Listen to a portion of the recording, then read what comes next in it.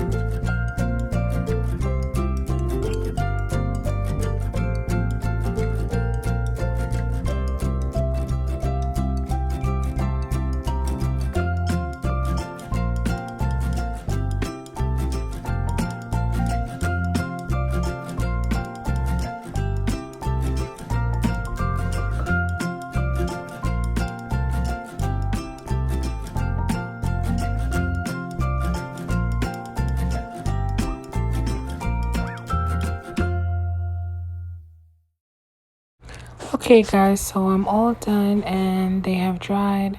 So I'm going to be putting them in this jar I got from Dollar Tree. Well, glass I got from Dollar Tree. Marbles are from Dollar Tree and the pearls are from Dollar Tree. Someone had told me that this just keeps them from falling all over the place.